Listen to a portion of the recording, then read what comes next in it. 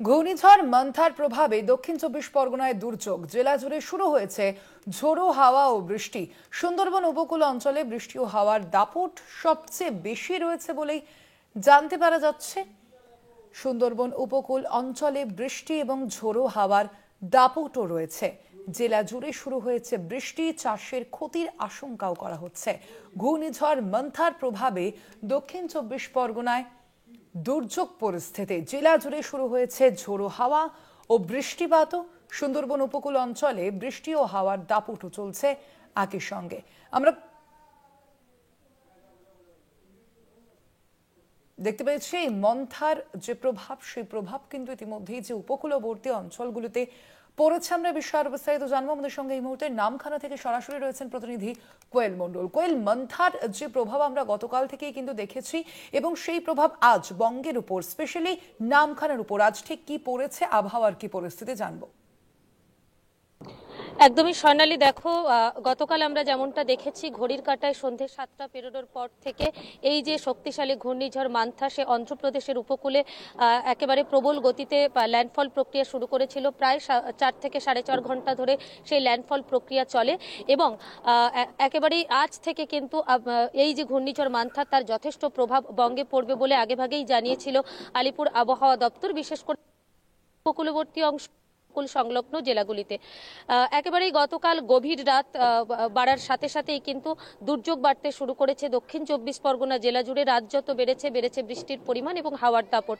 সারা রাতভর বৃষ্টি হওয়ার পর আজ সকাল থেকেও দক্ষিণ চব্বিশ পরগনা জেলা জুড়ে জারি রয়েছে দফায় দফায় বৃষ্টিপাত এবং সেই সঙ্গে হাওয়ার দাপট রয়েছে। তবে জেলার যে সুন্দরবন উপকূল রয়েছে সেই উপকূলবর্তী অংশ, সেখানে কিন্তু বৃষ্টি এবং হাওয়ার ব্যাপকতা যথেষ্ট বেশি রয়েছে। সকাল থেকেই নামখানা, সাগর, ডায়মন্ড হারবার, পাথর প্রতিমা, রায়দিঘি, বারুইপুর, অন্যদিকে ক্যানিং, গোসাবা সহ বিস্তীর্ণ এলাকায় কিন্তু ঝড় বৃষ্টি জারি রয়েছে। সমগ্র জেলা জুড়ে প্রায় 30 থেকে 40 কিলোমিটার গতিবেগে ঝোড়ো হাওয়ার দাপট রয়েছে। তবে জেলার যে সমস্ত উপকূলবর্তী অংশ অর্থাৎ নদী এবং সমুদ্র তীরবর্তী এলাকা, সেখানে কিন্তু বৃষ্টি এবং হাওয়ার ব্যাপকতা যথেষ্ট বেশি রয়েছে। এই দুর্যোগ মোকাবিলায় সেখানে কিন্তু তৎপর রয়েছে প্রশাসন। ব্লক স্তরে এবং মহকুমা স্তরে কন্ট্রোল রুম খোলা হয়েছে। সেচ দপ্তরের আধিকারিকরা 24 ঘন্টা তারা কিন্তু দুর্বল নদী এবং সমুদ্র বাঁধের উপর নজর রাখছে। অন্যদিকে দুর্যোগ পরিস্থিতির কথা মাথায় রেখে একদিকে যেমন হাওয়ার দাপট এবং বৃষ্টি রয়েছে, তার পাশাপাশি উত্তাল রয়েছে নদী ও সমুদ্র। সেক্ষেত্রে আগামী 30শে অক্টোবর পর্যন্ত মৎস্যজীবী ট্রলারগুলিকে সমুদ্রে যাওয়ার উপর নিষেধাজ্ঞা জারি করা হয়েছে। প্রতিটি উপকূল থানার পক্ষ থেকে মাইক প্রচারের মাধ্যমে মৎস্যজীবীদের সতর্ক করা হচ্ছে এবং সেই সঙ্গে ঘূর্ণিঝড় মোকাবেলা কেন্দ্র সেগুলোকেও প্রস্তুত রাখা হয়েছে। এই মুহূর্তে নামখানায় রয়েছে, ছবিটা দেখতে পাচ্ছ। বৃষ্টির পরিমাণ খানিকটা এই মুহূর্তে কম হলেও কিন্তু মেঘলা রয়েছে আকাশ। একেবারে যে নদী হাতানিয়া দোয়ানিয়া নদী, সেই হাতানিয়া দোয়ানিয়া নদীতে জলস্তর যথেষ্ট বৃদ্ধি পেয়েছে এবং যেহেতু দুর্যোগ পরিস্থিতিতে সমুদ্রে যাওয়ার ক্ষেত্রে নিষেধাজ্ঞা জারি করা হয়েছে, সেক্ষেত্রে নামখানা বন্দর সেখানে সারি সারি মৎস্যজীবী ট্রলার ভিড় করে রয়েছে। আলিপুর আবহাওয়া দপ্তর যেমনটা জানিয়েছে যে শুধুমাত্র আজ নয়, আগামী 31শে অক্টোবর পর্যন্ত দক্ষিণ চব্বিশ পরগনা জেলা জুড়ে এই ঝড় বৃষ্টি জারি থাকবে। আজ দিনভর দফায় দফায় বৃষ্টি এবং সেই বৃষ্টির পরিমাণ কখনো কখনো ভারী বৃষ্টিও হতে পারে। সকাল থেকে কয়েক পশলা ভারী বৃষ্টি হয়েছে। সেখানে বিশেষজ্ঞরা মনে করছেন চাষের ক্ষেত্রে ব্যাপক ক্ষতি হতে পারে। বিশেষ করে আমন ধান এবং শীতকালীন সবজি চাষে কিন্তু ব্যাপক ক্ষতির আশঙ্কা করা হচ্ছে। অন্যদিকে মৎস্যজীবী ট্রলারগুলোকে যেমন নিষেধাজ্ঞা জারি করা হয়েছে, সেক্ষেত্রে সুন্দরবনের বিভিন্ন ফেরি পরিষেবাও বন্ধ করা হয়েছে।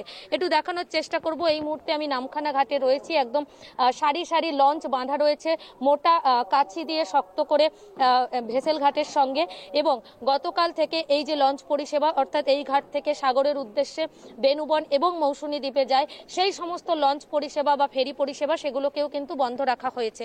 আগামী নির্দেশ না পাওয়া পর্যন্ত এই ফেরি পরিষেবাও বন্ধ রাখা হবে।